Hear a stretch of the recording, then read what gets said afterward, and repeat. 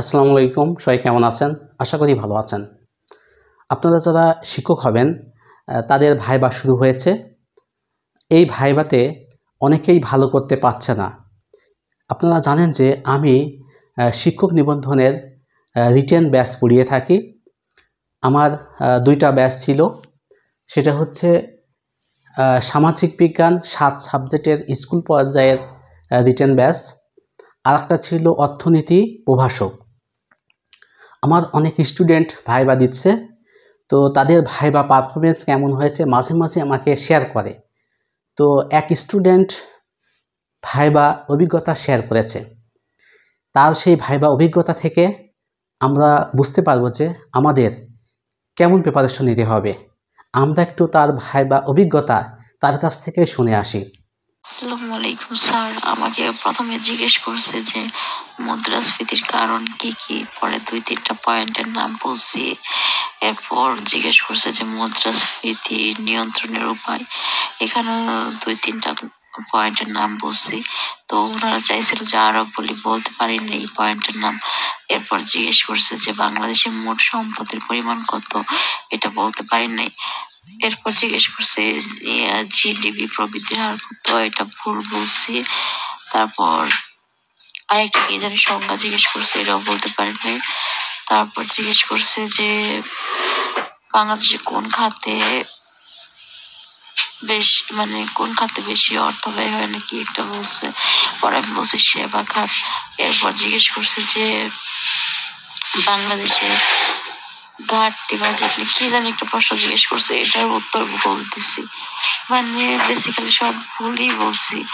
তারপর অন্য জিজ্ঞেস করছে যে আপনি কোথা থেকে পড়াশোনা করছেন, আমি বলছি যে ইডেন মহিলা কলেজ থেকে। পরে বলতেছে যে ইডেন মহিলা কলেজে তো ভালো ভালো স্টুডেন্টরা পড়াশোনা করে, তো আপনার এই অবস্থা কেন? তারপর আবার বলতেছে যে আপনি তো আপনার দেশকে ভালোবাসেন না, দেশের সম্পদের পরিমাণ কত সেটাই বলতে পারলেন না, এরকম। পরে বলতেছে এখন আপনি আসতে পারেন, এগুলো বলছে। আপনারা জানতে পেরেছেন যে কেমন প্রশ্ন এসেছিল। এখানে যেমন বলেছিল যে মুদ্রাস্ফীতি কি, মুদ্রাস্ফীতির কারণ আলোচনা করো বা পয়েন্ট জানতে চেয়েছিল।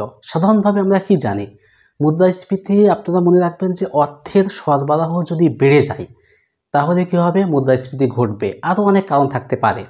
এখন অর্থের সরবরাহটা কিভাবে বৃদ্ধি পাবে এই বিষয়গুলো বললেই হচ্ছে মুদ্রাস্ফীতির কারণটা হয়ে যায়। আমি কয়েকটা কারণ লিখে দিচ্ছি। যেমন হচ্ছে যে সরকারি ব্যয় বৃদ্ধি,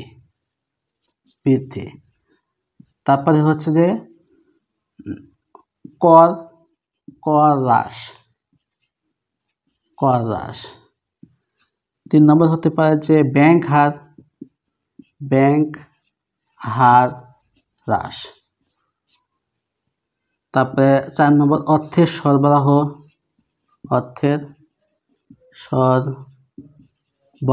বৃদ্ধি।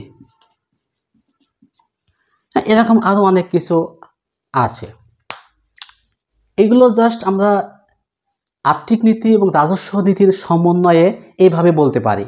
ঠিক আছে, অর্থের সরবরাহ কীভাবে বৃদ্ধি পাচ্ছে, সরকারি ব্যয় বৃদ্ধি। সরকার যদি বেশি বেশি ব্যয় করে তাহলে কি হয়, জনগণের হাতে বেশি টাকা থাকবে।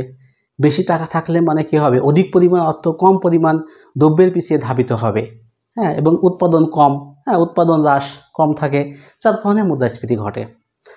তারপরে কর হ্রাস, যদি করের হার পার্সেন্টেজ কমিয়ে দেওয়া হয় তাহলে কি জনগণের হাতে টাকা থাকার সম্ভাবনা বেশি। ঠিক আছে। তারপরে ব্যাংক হার হ্রাস, ব্যাংকের একটা হার আছে, এই হারটা যদি হ্রাস করে তাহলে অন্যান্য ব্যাংক সুযোগ পাবে যে কম হারে তারা কেন্দ্রীয় ব্যাংক থেকে ঋণ নিতে পারবে, বেশি ঋণ নিলে তারা কী করবে, জনগণকে বেশি ঋণ দিতে পারবে, ফলে জনগণের হাতে টাকার সরবরাহ বৃদ্ধি পাবে। এগুলোই মুদ্রাস্ফীতির কারণ, অর্থের সরবরাহ বৃদ্ধি। এক কথায় যে কোনোভাবে অর্থের সরবরাহ বা জনগণের হাতে বেশি পরিমাণ থাকলেই মুদ্রাস্ফীতি ঘটবে। এছাড়াও অনেক আরও ছোটোখাটো কারণ আছে। এখন যদি এই প্রশ্নটাই করা হয় যে মুদ্রাস্ফীতি দূরীকরণের উপায়, সেম জিনিসই, সরকারি ব্যয় বৃদ্ধি। এটা হচ্ছে কি করবেন, সরকারি ব্যয় হ্রাস। সরকার যদি কম ব্যয় করে তাহলে কি হবে, জনগণের হাতের অর্থ বেশি থাকবে না, তখন হচ্ছে কি মুদ্রা সংকোচন হবে। তারপরে কর হ্রাস, কর এটা যদি আমরা বৃদ্ধি করে দিই তাহলে আমাদের টাকাটা সরকারের কাছে বেশি চলে যাবে, হ্যাঁ, মুদ্রা সংকোচন হবে। সেমভাবে এইগুলো একটু খেয়াল রাখলেই এইগুলো আপনারা অনেক অ্যান্সার দিতে পারবেন। আরেকটি প্রশ্ন ছিল জিডিপি প্রবৃদ্ধির হার। এই জিডিপি প্রবৃদ্ধির হার এটা আমাদের জেনে যেতে হবে। যেমন আমাদের সর্বশেষ যে বাজেট সেই বিষয়টা জানতে হবে।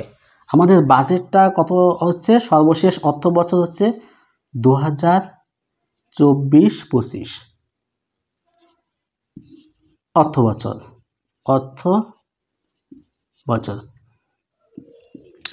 এই অর্থ বছরে আমরা একটু পড়ে যাব যে, বা আগে থেকে ধারণা রাখতে হবে যে এই জিডিপির প্রবৃদ্ধির হার সাধারণত কেমন হয়ে থাকে।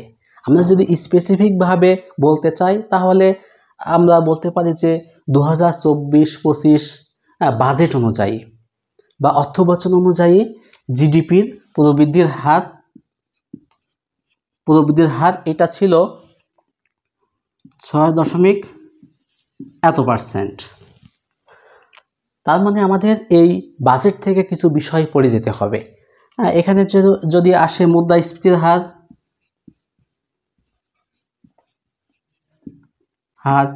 এটা ছিল কত, 6.% এগুলো আমরা পড়ে যাব। এখন আরেকটা বিষয়, আপনারা এখান থেকেও অ্যান্সারটা বলতে পারেন, আবার আরেকটা ভাবে বলতে পারবেন, সেটা হচ্ছে অর্থনৈতিক সমীক্ষা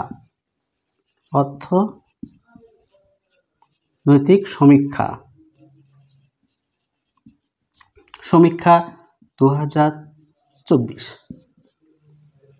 হ্যাঁ, এখন একটা বিষয় হচ্ছে, এটা কিন্তু আমরা বাজেট বললাম, কারণ বাজেট আর অর্থনৈতিক সমীক্ষা জিনিসটা কি এই বিষয়েও ধারণা নিতে হবে। যদি আপনাকে প্রশ্ন করে যে বাজেট কি, অর্থনৈতিক সমীক্ষা বিষয়টা কি, ঠিক আছে, সেক্ষেত্রে আমরা কি বলবো, বাজেটটা হচ্ছে একটা নির্দিষ্ট বছরের আয় এবং ব্যয়ের হিসাব, সামগ্রিক অবস্থা, এটা হচ্ছে বাজেট। হ্যাঁ, এখানে কোন কোন সেক্টর থেকে আয় হবে, কোন কোন সেক্টর থেকে ব্যয় হবে, এই বিষয়টা ফোকাস করা হয়, এর সামগ্রিক বিষয় আর কি। অর্থনৈতিক সমীক্ষাটা হচ্ছে কি, এটার মতনই, তবে এখানে যে হিসেবটা আসে এটা আসে বিগত সালের।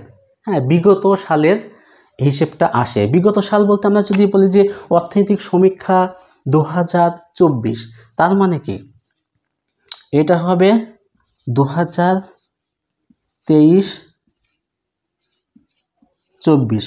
এখানে যে একটা অর্থ বছর ছিল 2023 থেকে 24 পর্যন্ত যে সময়টা, হ্যাঁ, সেই সময়ে অর্থনীতিতে বা দেশের সামগ্রিক ব্যবস্থায় কি কি পরিবর্তন হয়েছে, কতটুকু জিডিপি বেড়েছে, জিএনপি বেড়েছে, মাথাপিছু আয়, তারপরে দারিদ্র্য সীমা, তারপরে জিডিপির বিভিন্ন সেক্টর আছে, কৃষি খাত, শিল্প খাত, সেবা খাত, তার কি কি অবদান ছিল, ঠিক আছে, আমরা এই অর্থনৈতিক সমীক্ষা থেকে এইগুলো পেয়ে থাকি।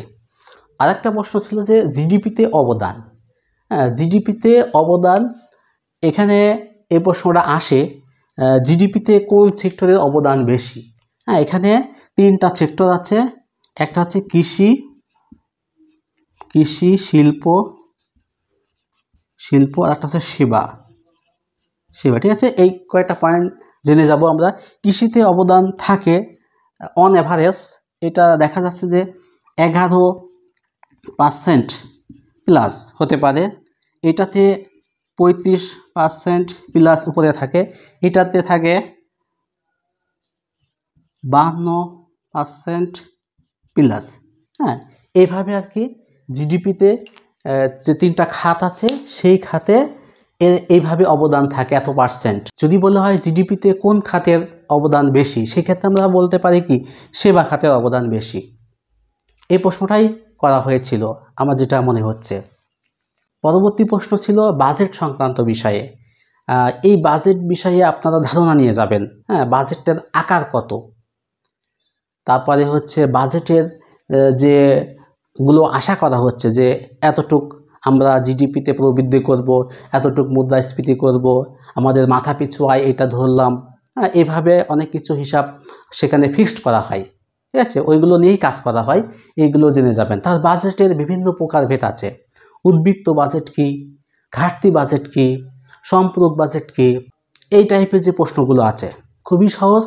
এগুলো যেহেতু বাজেট আয় এবং ব্যয় নিয়ে আলোচনা করা হয়, আমাদের যদি উদ্বৃত্ত বাজেট বলে তাহলে কি সরকারের রাজস্ব ব্যয় থেকে যদি রাজস্ব আয় বেশি হয় তাহলে সেটা আমাদের উদ্বৃত্ত বাজেট। ঘাটতি বাজেটটা কি, সরকারের রাজস্ব ব্যয় অপেক্ষা যদি রাজস্ব আয় কম হয় তাহলে সেটা আমাদের ঘাটতি বাজেট। এইভাবে বিভিন্ন সংজ্ঞা আছে, আমরা সেইগুলো একটু ধারণা নিয়ে যাব। একটা প্রশ্ন, সেটা বাংলাদেশের সম্পত্তির পরিমাণ কত। আমার কাছে যেটা মনে হচ্ছে এই প্রশ্নটা আসলে হবে বাংলাদেশের যেটা হচ্ছে আমরা এরিয়া বলি, 1,47,570 বর্গ কিলোমিটার, সম্ভবত এটাই হবে। কেননা তাকে লাস্টে বলা হয়েছে যে আপনি বাংলাদেশকে ভালোবাসেন না, এবং এটা আমাদের খুবই কমন যে বাংলাদেশের আয়তন বা এরিয়া কতটুকু, সম্ভবত এইটাকেই মিন করতে চেয়েছিল, বা তাদের কাছে প্রশ্ন করে আরও ক্লিয়ার হওয়া যেতে পারত যে মূলত কি জানতে চেয়েছে। এই ভাইবা অভিজ্ঞতা থেকে মূলত আমরা যে অর্থনীতির যে বিষয়গুলো অর্থনীতির সাথে রিলেটেড, হ্যাঁ, সেই বিষয়গুলো পড়ে যাব। ধন্যবাদ সবাইকে।